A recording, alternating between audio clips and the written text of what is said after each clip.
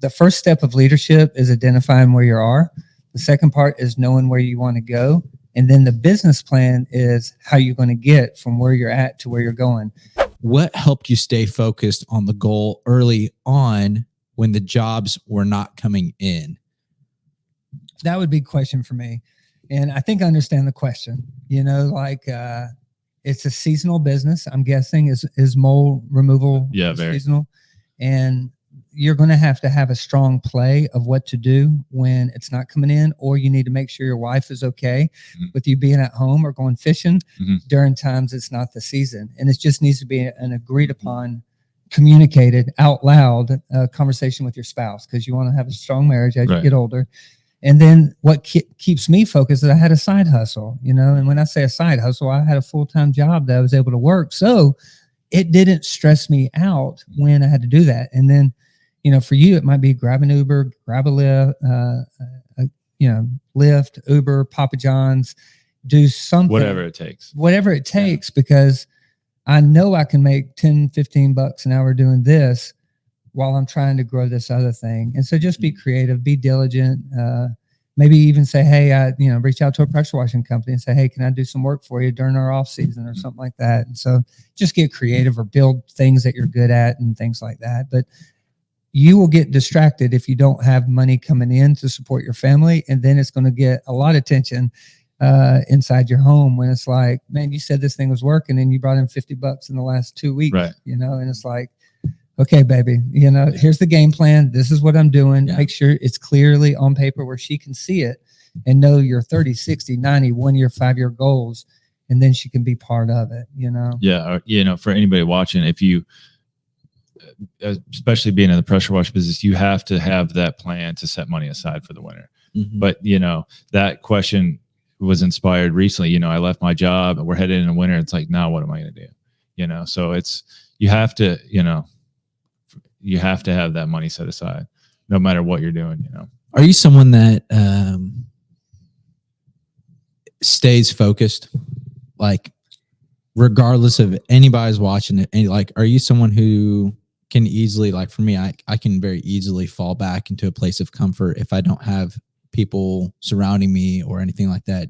Is that you, or are you pretty disciplined inside? I have like extreme tunnel vision. So once I get something in my head or something that I want to do like that, there's nothing that, you know, it's going to happen. That's good. You know, around the house or whatever, like, you know, planting grassy, like it's going down this weekend. Yeah. Which can be really good and can be really bad, especially if you get focused on something that's negative or something that's really good. And so I would recommend maybe trying to find a few people who can hold you accountable to the goals that you are setting so that it happens. So like my wife may not always be the person that I would want to hold me accountable to at least the professional goals that I've got. And I want someone to be able to lovingly say, hey, you're kind of slacking. Yeah. You know, you've been home doing nothing for too long. Right. Yeah. Or like you're sacrificing your marriage as a result of you trying to grow this business. Like you'll want people around you to call you out on things. And so if you're not a part of like a, you know, get a group text with a bunch of guys, you know, reach out to either one of us or get into a mastermind. I would say that is important to have people in the same community. Yeah. When it comes to focus, it's really about our behaviors that we have inside of our calendar. And so what you'd want to do is the first step of leadership is identifying where you are. The second part is knowing where you want to go. And then the business plan is how you're going to get from where you're at to where you're going. And so I'd go to Google, I'd type in, you know, free business plans for home service businesses, see what comes up, and then put together a skinny business plan. And then when you look at the business plan, it's going to say, do these things, whatever things it says do or that you write in there, you then take your calendar and put it into a certain block of time on your work week. That way, you know, every Thursday at 10 o'clock, I'm going to go to golf courses and then you put that in, and then you stay focused on those behaviors, and you don't change those behaviors until you've done it for like 6 to 8 weeks. And you're like, Thursday ain't working real well. I'm going to have to figure out some other places to go. But in order to stay focused, it helps to create a business plan and then put the business plan on paper with your behaviors. That's like 9 o'clock every morning. I'm going to, when I say every morning, I wouldn't do the same behavior every morning, every day, because I'd want to play with a little bit. Yeah. So you've got have structure, but have it on paper. And then that way, you know, I'm supposed to be doing this on Tuesdays at 10 o'clock. If you don't have that structure, you might end up, playing Uno, or sleeping. Forget about it. Yeah, forget about it. And so if you do that, you're more likely to achieve the goals that you decide, but not doing it is a great way to have no plan whatsoever. And then the encouragement would be do it differently depending on the season that you're in. And so your game plan during the winter is going to look different than your game plan in the spring or the different seasons. So you may want to have a game plan that matches the seasons that of your company. Okay. Yeah. Yeah. My goal, like you said, 1% better every day. My goal now, the last few weeks, is do one thing every day that is going to grow that business. Whether it's texting somebody or calling somebody or, talking to somebody, a stranger, hey, do you have moles? Whatever. Yeah. So good. One thing that people don't talk about enough, and if you're watching online, a lot of times we do think about what's the best marketing strategy. How do we close the deal? How do we get a sale done? How do we offer these services or these products? And how do I get it done efficiently, in a nice workflow? And then how do I make sure I have cash flow?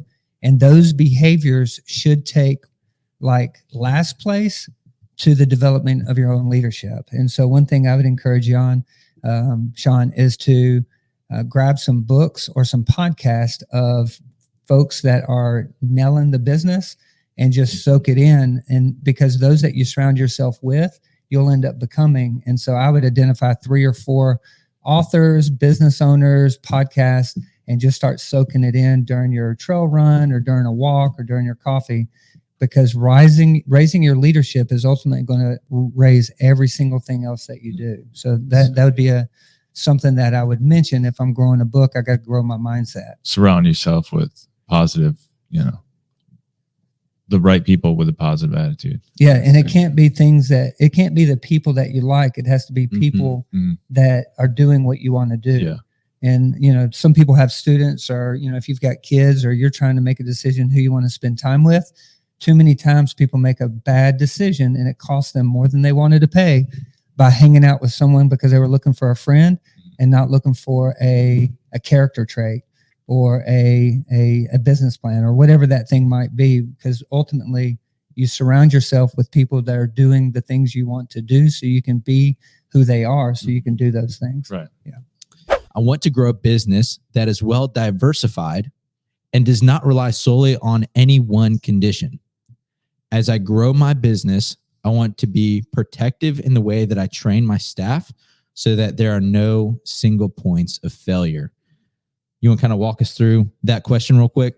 Yeah. So, for anybody watching or listening, you may be operating by yourself like I am, but you hope to grow the business into a multi, employee company, whether it's 2 or 3 or, whatever.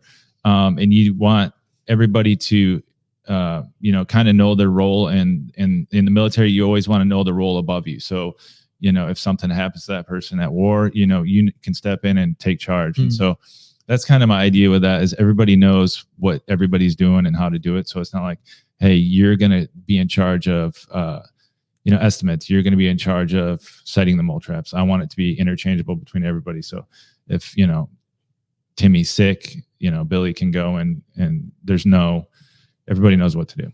All right, let me call a timeout real quick. Okay. One of the things that you said is you want to grow a business. You don't want to kill a business, right? Correct. You don't want to go flatline. Correct. And you want to have well diversified. And the way that you define diversified is that anybody can step into the role to do whatever needs to be done in case things go flatline. Correct. Okay. So one of the thoughts is you also have a pressure washing company. Is this business still operating? Yeah. So I've done that the last several years on the side on the weekends. Will you continue to grow this business alongside of that business? Hopefully not. Well, yes, up to a certain point. Okay. So right now I have to, because I left my last job pretty abruptly. So, I have to do that right now, especially going into winter to make money. But goal is to. Yep. And then you do a great job with sealing and staining. So that's also a part with woodwork and patios and things like Correct. that. Is that part of the business? No, not much anymore. No. Okay. And then window cleaning? Yep. Window cleaning. Okay. And so are you mainly targeting commercial customers, residential, or whoever you can find? Mostly residential. Okay. I don't have the setup to do the big commercial stuff. Yep. And so when I think of diversified, my mind automatically goes to, we've got multiple different services that we offer. That's how I immediately hit it. You put it in here as someone that can jump in its spot. And so for me, I love the fact that you've got other streams of revenue while you try to grow a mole removal business. I think that is super wise, and I'd keep on to that. I would try to keep all those things going, but I'd put my marketing and my money and my time in growing the mole removal business, because the goal is to, in my opinion, is to be the Chick-fil-A of mole removal. And at the end of the day, you want to be able to go to landscaping companies, you want to go to the golf courses, you want to go to whoever is the avatar. There's fire will help me out. So for people who get irrigation inside of their yards, every winter, they have to have people come in, blow out the hoses with air, get all the water out. So your winter goal is to create your marketing material and your business plan for boots on the ground. I'm not going to start using a lot of money on your social media. You can put together some Facebook, but really, I think you want to build some relationships. And then you don't want to mention anything about pressure washing, window cleaning, because if you confuse what you do, you're less likely to gain traction.